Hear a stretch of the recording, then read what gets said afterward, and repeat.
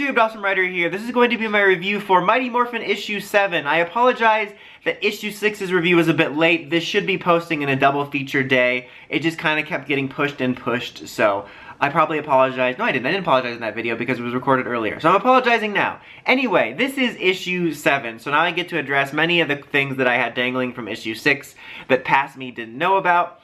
And this was honestly a pretty solid issue. I think it was an all-around solid issue with some good, like, sort of meaty stuff in it in a way. Like, just like issue 6, we open up with a flashback with Zordon and his friends, his Z friends, who are breaking into Bandora's palace or Rita's palace. And in there, they find these, like, sage-looking guys that are, like, growing apples out of their hands.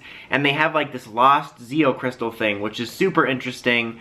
Last we heard about the Zeo crystal was in Beyond the Grid, where we found out it comes from this planet that was sealed off from the rest of the universe with this crazy Morphin Master. So that was cool. I enjoy those flashback scenes, and it's clearly tying a little bit more to the future now as we're getting some stuff from present-day Eltar. So that was neat. But then the Rangers found themselves in the bubble cities Zed had created, and they found that Green Ranger and Goldar were working together. As I mentioned in my last issue, I was worried about a Green with Evil situation again. And this isn't exactly that, because basically, you know, what I inferred from last week, or last issue rather, excuse me, was kind of right, and that Zed has created this sort of, not utopia, I guess, of like monsters and rangers and civilians working together.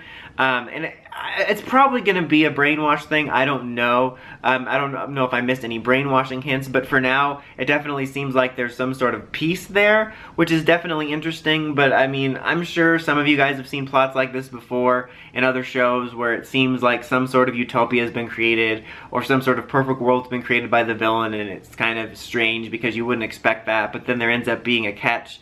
So I'm like 99% expecting a catch. But regardless, it's interesting, and it brings up some interesting conversations, at least, about, like, do we really need to break this down?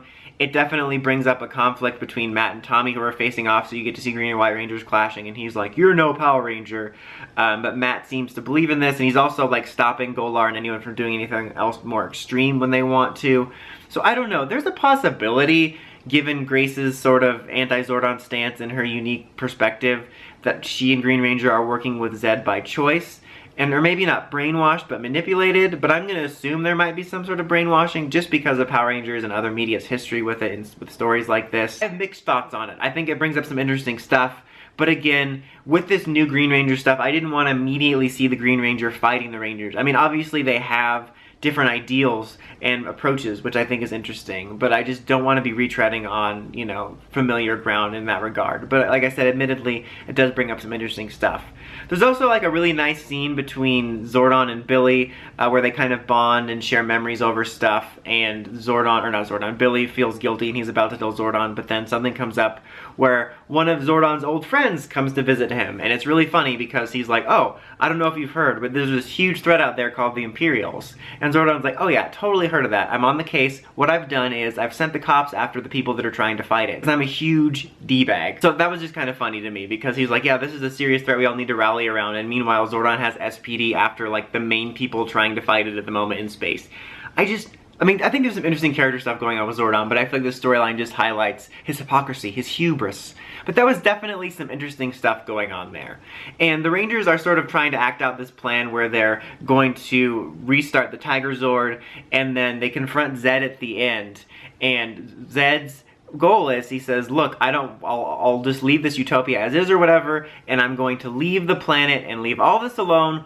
All I want is Zordon of Eltar. And I was like, deal. Again, not a Zordon fan. Just take him. We don't need him. We don't need his dogmatic, narrow view of himself. So that was interesting. Like, I have a little bit mixed thoughts on this arc, as I mentioned, but I think there's some interesting stuff, especially in this issue. Like, even though I've talked about that those types of stories where you have this sort of idyllic, there we go, situation, and then there's a catch, that does always bring up some interesting points, and if there's any sort of legitimacy to this, I'm having a hard time talking today.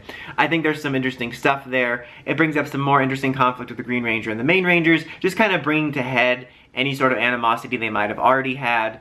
I think the stuff with the flashback Zordon is interesting as far as the Zeo Crystal, and since we're bringing in his present-day friend in the threat of the Imperials, I'll be interested to see where past and present meet in that regard.